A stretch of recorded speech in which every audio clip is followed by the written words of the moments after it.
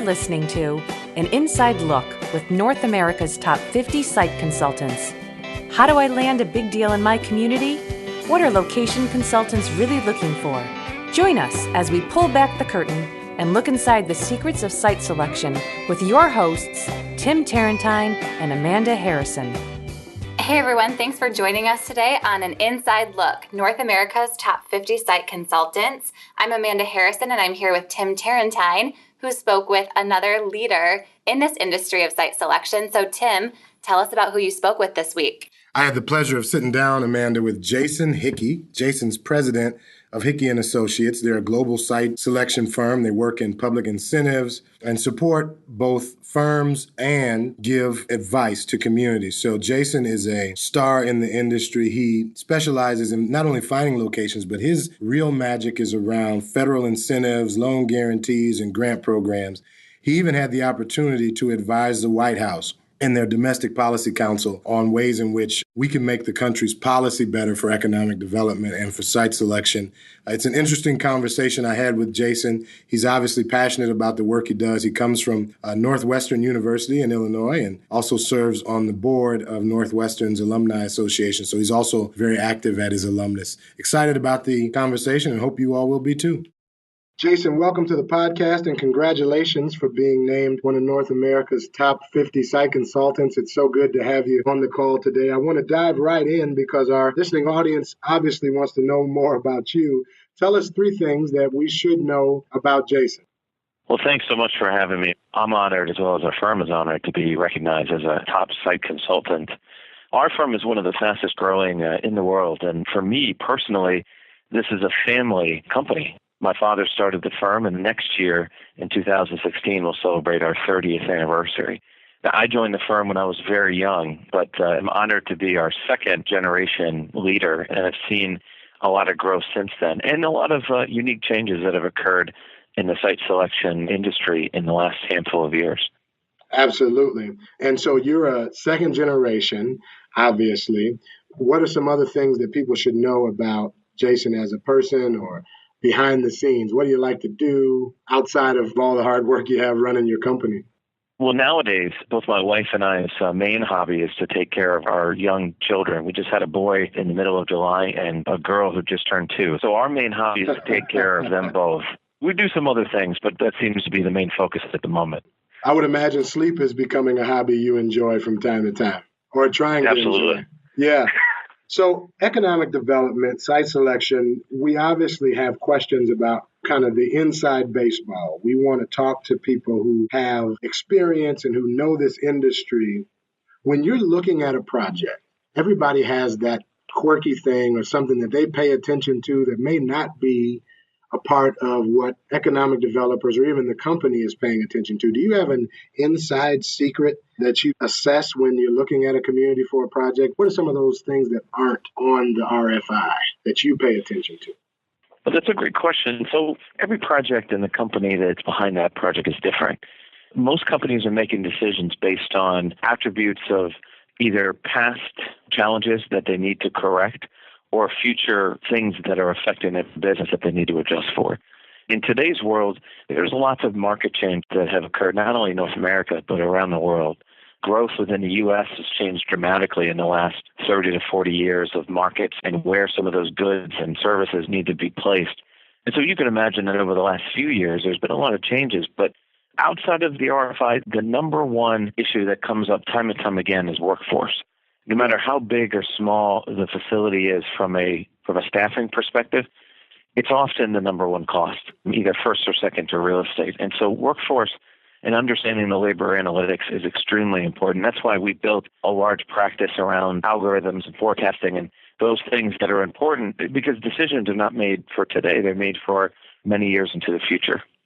Sure. So, speaking about workforce, if that's one of those reoccurring issues, what do you think economic developers can do to be prepared, not just to help build a workforce, but to at least know what their workforce data is? I think the most forward-thinking economic developers out there that we run into are constantly talking to their current businesses that are in the communities they serve now. They're not only talking to them about how they can assist, which is critical, but they're also talking to them about the data points that future businesses are going to want to look at. One of the unique challenges of the data as the government, either federal or state or local, has the greatest issue is the data is still of a secondary nature. It's still based on a wide variety of different inputs, and the output can vary quite a bit. So instead, many companies leverage that secondary data piece of information, but they also look at the primary side.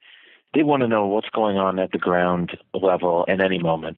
They'd like to know what the other HR managers are saying. What are the other key decision makers on the ground currently in those regions saying about their workforce? Not only what are the wages, but how does absenteeism look throughout the year? Where are benefits and what the expectations of the local workforce? Where is that going? How are things such as workers' comp and other business and state-related issues, what direction are they going? So a wide variety of attributes to come up, and they're hard to glean from secondary data. And so that's where local economic development professionals can really make a big impact when a company is interested, to show them that piece of data as well. Absolutely. I agree with you 1,000%. Let me transition now to this idea of, all economic development budgets are not created nor funded equally, right? So the sources of revenue, where they come from makes a difference, and the amount, that's kind of the conversation that goes on. But what I want to know is for communities who don't have large fiscal budgets, large marketing budgets, where can they focus their energy? Resources are finite, not only for economic developers, but for any organization, including ours. We have to decide as well, where are we going to put our monies now into the future? And that's important. So on the economic development side, monies are often short when it comes to marketing. And because there's so much staffing as well as other things that need to occur, every organization from an economic development industry sense has to put their money in the best places. The first is to identify what kinds of industries they're interested in, but most importantly, what kind of industries are interested in them. Look at the two-way street. What kind of companies are looking and industries are looking in your region? That is an important piece that gets often overlooked. The second is where to place non-solicited advertisement or other kind of marketing. Where to put magazine ads, where to put your monies into site visits and things like that. And do you believe in the magazine ads anymore? Do you believe in that? Is that something that you think people should still be investing in, is magazine ads? Well, magazines and either trade or other kinds of advertising is still a very important piece of a marketing strategy. It's not for everybody, but it still plays a role. And it plays a role, more importantly, for the companies that are making some of these choices independent of a site selector. Sure. Sometimes we'll be asked to do the full scope of developing and identifying and securing a site. Other times we might be in the last piece of that, just to validate what an internal team does. So there is some places to leverage, but I have always been outspoken in saying that if you have a finite amount of money, spend it on visits, one-on-one visits, because there are a lot of company representatives we work with. We work with hundreds and hundreds of companies, and I don't know of one that would not, if they can do it from a selling perspective and bandwidth, who wouldn't meet with a community that knocks on their door. And most of the time, if that community just isn't in the crosshairs of something that they'd be interested in for a variety of other reasons, they'll say, you know what, in this particular location, this particular state, we don't have a lot of assets there, and it's probably not going to be a good fit for us. But they'll be very open and forthright, but they'll always welcome an opportunity if they're available. And that's what I feel is a great use of funds. So I think I'm hearing you say that the answer to the follow-up question, which is what type of marketing strategies work best for you, it's the face-to-face. Is that a fair assumption? Absolutely critical. In addition to just the location visits, things such as conferences and other kind of venues which put you face-to-face with company representatives and other consultants are incredibly important as well. Some are larger than others, and of course there's tactics that are out there to try to get in front of as many people as possible. But the highest quality kinds of visits are the ones that if you're able to spend the resources for them to do visits to certain communities, we have seen companies after visits give us a call and say, hey, have you ever heard of this community? And would you do a quick just kind of look-see to see if it's something we should consider? It happens every single day. It seems to me to be one of the best value investments that an economic development group could make. Absolutely. So final question, and I'll get you out of here on this one. If you had a room full of economic developers, and I know you have opportunities to do that, but if you had one room and one message to give economic developers from your perspective, what would the message be? Well, we have the pleasure of meeting with economic developers every day from our entire organization, and they are key partners of ours to everything that we do. And I think that is an important thing to always remember, that we're all working together on the same team to help these companies find the best locations possible. There are certain things that we can all improve on. As site selectors, and I know our firm has made this a top priority, limit the size of RFPs that site selectors send out, because most of this research can be done on our own. And so that's one thing that I think site selectors can do a better job on. Economic developers, it's just access to data more easily on the local level. Not every local organization has the resources to pull data to even put it up on their website. But the more information that you have and can get that's reasonably acquired and keep it up to date on the marketing materials, on the website, and so on is incredibly important. The communities out there that are apples to apples, the same to companies in the way that the data aligns. So it's important that everyone keeps their marketing materials, their websites, and so on up to date. The third is to focus on the industries and the geographies that make sense. Sure.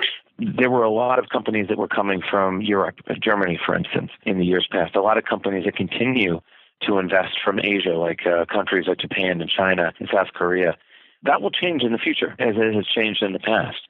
And so only focus on what makes the most sense from the community, because resources are finite, and we can only go after a certain type of targeted businesses and industries and geographies. Jason, you've been great. Great insights. Thank you so much for being a part of this podcast and pardoning your knowledge to our listening audience and to me. I, of course, appreciate that. Continue to do the great work you're doing. And, of course, congratulations on being named one of North America's top 50 site consultants. Well, thank you so much for having me. And again, we're honored. Thank you so much. Thank you for tuning in to North America's Top 50, produced by Consultant Connect, where we're working to bridge the gap between leading economic developers and location consultants. To learn more about what we do and how to get involved, please visit consultantconnect.com or tweet me at Ron Kitchens.